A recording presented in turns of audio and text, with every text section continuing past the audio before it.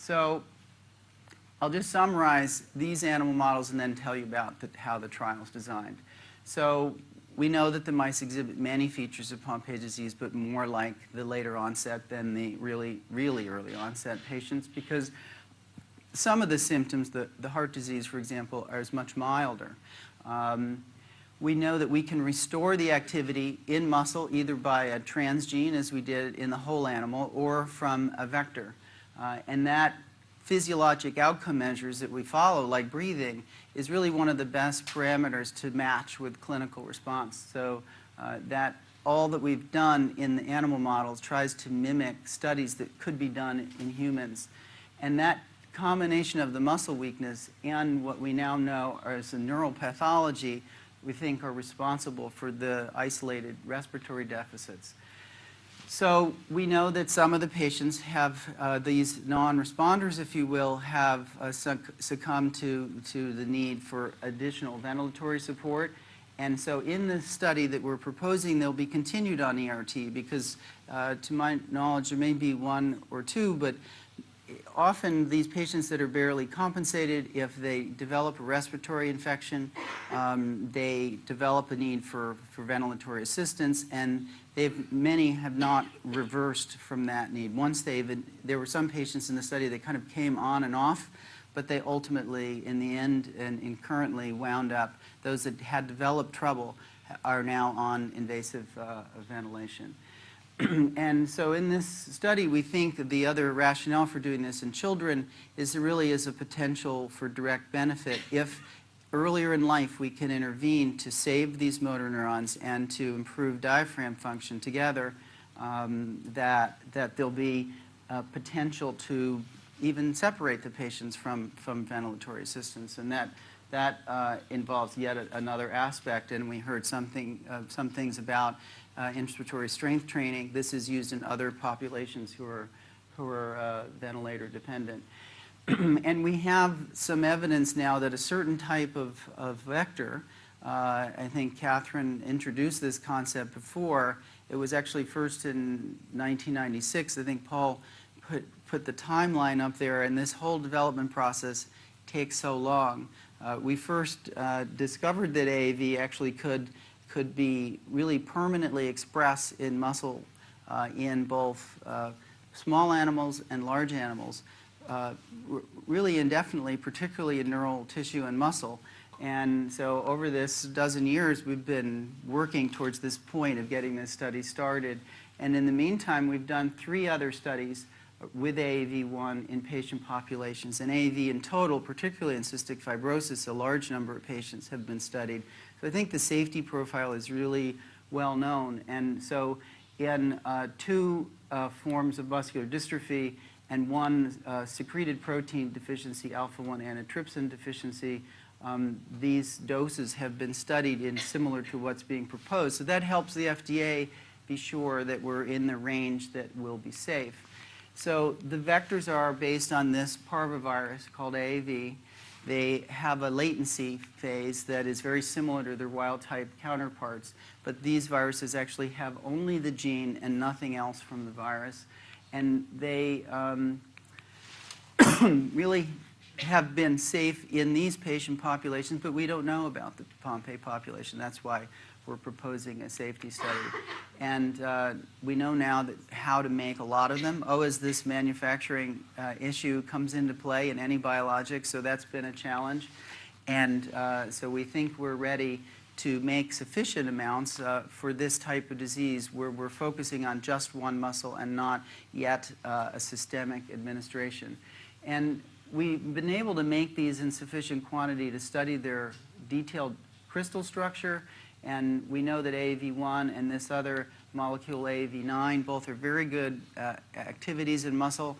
And that's why we're going to start with AAV1, but we think ultimately this AAV9 creature is quite unique in its ability to transduce the heart and be given peripherally in the vein and not through an invasive approach as is needed for the diaphragm. So this is what the vector looks like, quite simply. It's just the acid-alpha-glucosidase gene with a promoter that works in both nerve and muscle. And these are the only parts of the virus that are retained just to get it inside of the shell, which I just showed you, which is a little package which carries it into the muscle cell. And we know that when we apply that to the mouse diaphragm, that we can, and in fact, studies done now out to 18 months, which is pretty much the life of a mouse, you can see complete clearance of glycogen from the diaphragm itself. When we test breathing in these animals 6 months and a year after the gene transfer, by various measures, there's, in neonates and in adults, an improvement in respiratory function by the various measures, both flow, minute ventilation, and frequency. We know that actually even to vector-derived GAA, there's a possibility in the mouse, at least, that there's antibodies formed. We found, though, that those antibodies were transient in most of the studies we've done out to a year, that the antibodies were peaked early. The activity actually increased over time, and that's a unique feature of AAV. We think that some of that's due to the way the virus stabilizes itself in the nucleus, but that in most cases we saw both heart and diaphragm activity out to a year, even in the presence of circulating antibodies, because remember, the protein is only making its trip from the Golgi to the lysosome within the cell, so it's not really encountering the antibodies that are in the circulation. And there's a far smaller amount of protein being made from the intracellular source than is required to give it from the outside.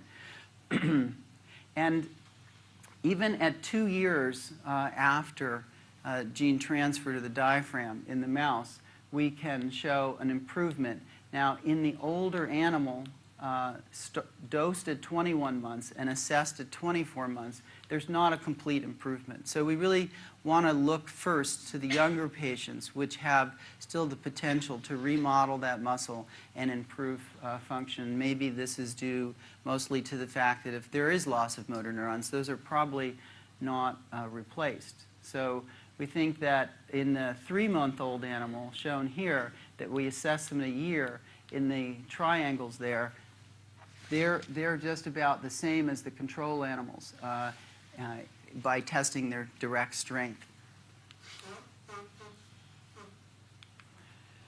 And when we look again at glycogen in those animals, 1 and 2 years after gene transfer, essentially they're beyond teenage years in their adult life, the glycogen removal is sustained.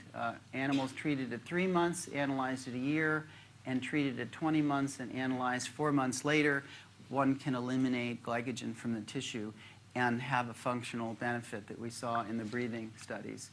And so we think we know why that is now, because the DNA of the vector making the transgene is seen in the diaphragm muscle. So here we're looking for DNA in the tissue. But it's an amazing feature of many viruses, and herpes virus is a normal part of their life cycle. They can go in both sensory and motor nerves and travel from the source backwards. And this retrograde transport is the mechanism by which the virus gets from the muscle cell to the nerve body that serves that muscle. And in fact, interestingly, can cross multiple levels of the synapse.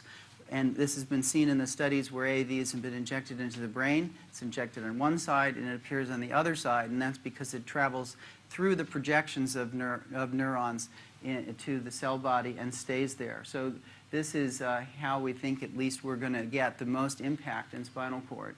And in fact, when we look at animals that were treated with AAV and we look again back at the phrenic function, we can see a very significant improvement between the untreated animals and looking at one of these bursts for breathing, kind of blown up here in the AAV2/1 treated animals. You can see that you can recover the burst amplitude in the motor neuron, which is the reason why they have improved breathing.